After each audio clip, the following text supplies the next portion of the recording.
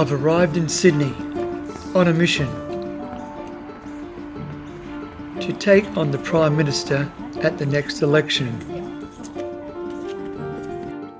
And the bankrupt two-party system that has worked for too long only for the political class and the rich elite at the top.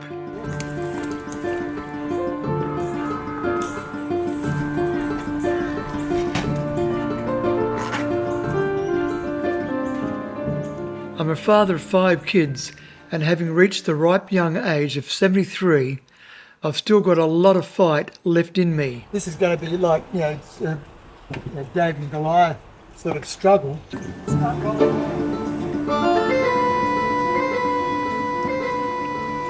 I have a passionate love and a concern for the future Australia, my generation, and our lacklustre politicians are handing onto our kids.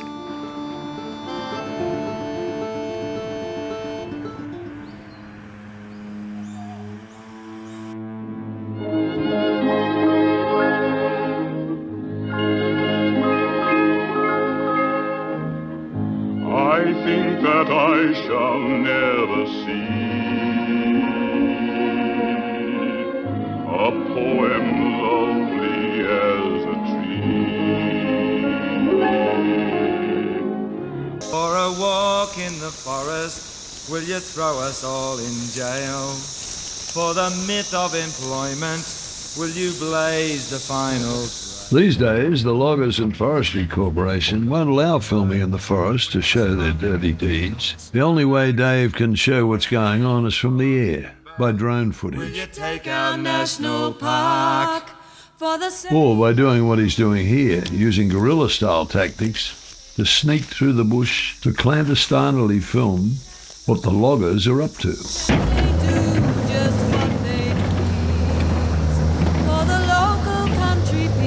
For a politician's payoff, will you cut the future down? For the history books to witness, will you be the criminal clown?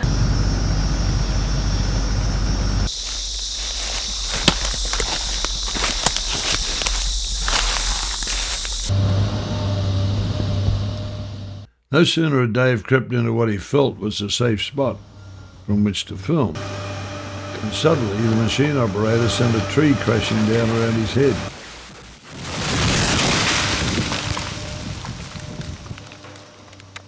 The tree just came down within literally 6 inches of my head and smashed either side of this big tree that protected me from it, and it was a narrow call.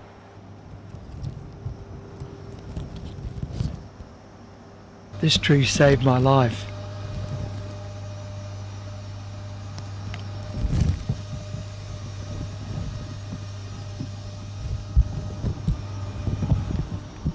This is insanity, what we're doing. We're wrecking our kids' future. We're wrecking everything that is of any worth in the forest because of man's greed. It's absolutely insanity at this stage on the planet, with the way the planet is melting down.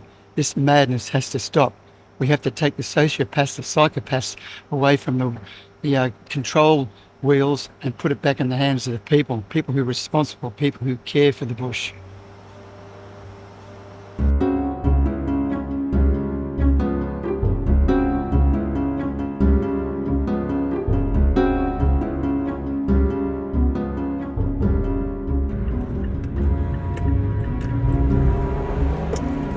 Red light camera ahead. Red light ahead. Doing this independent member for Granger, David Bradbury.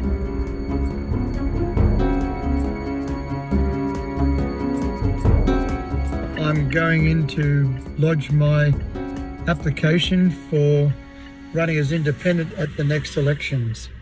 And I've got my 120 plus signatures, which should be enough to be able to run without costing me $2,000.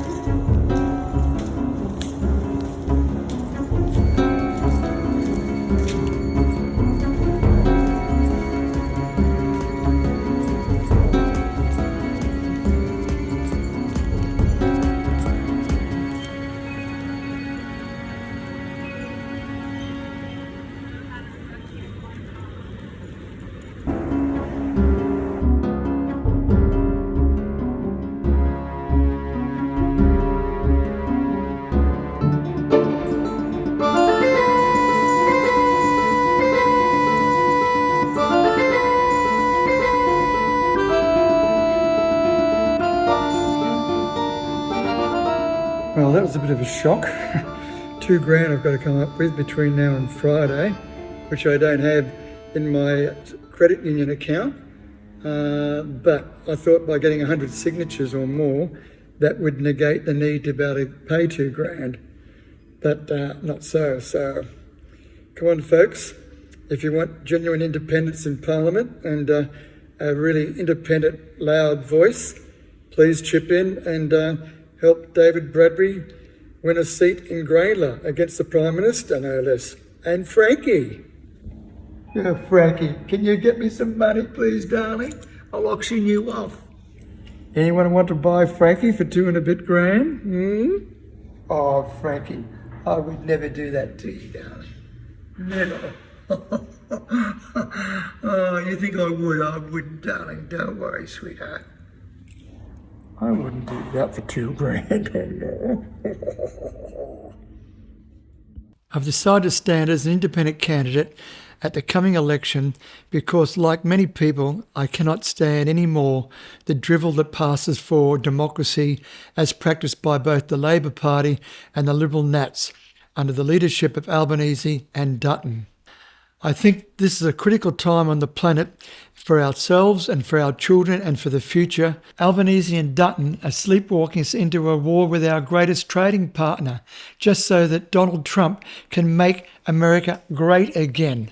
And we've seen what in the last week, what a great economic manager and planner he is with the world stock markets crashing. And Trump himself has been bankrupted 5 times. Both leaders, by spending $400 billion of our taxes to buy 6 to 8 nuclear submarines, are putting our very lives in danger. They're taking us into a potential nuclear war with China at the expense of all the things in Australia that we need our taxes for. We are at a critical crossroad. Whether we are a proud enough people to stand on our own feet with a genuinely independent foreign policy, free of grovelling to the United States, or as we've done in the past, to Mother England. I've been making documentaries now for nearly 50 years, and whilst they've had some impact and stopped uranium mines from going ahead and a little bit of this and a little bit of that, exposing the what was happening in Nicaragua at the time of the Sandinista revolution, a revolution which I could have easily died for.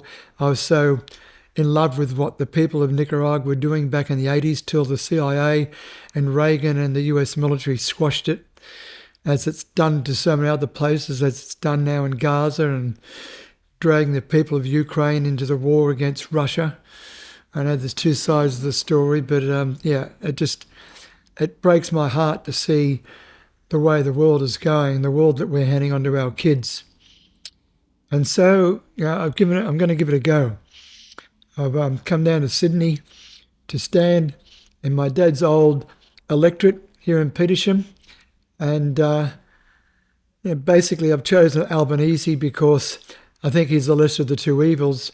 But we should not be voting in a new leader because we don't like the one that we've got. We should vote in good people that we know are going to represent us and not going to represent the interests of the fossil fuel industry, the mining companies, the weapons manufacturers, and all the multi-millionaires and so on that call the shots in the world today.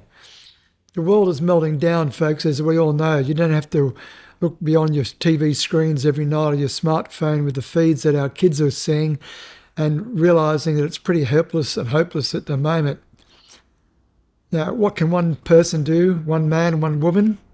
Not a lot, but I'm prepared to give it a go and try and say something about the 2-party system.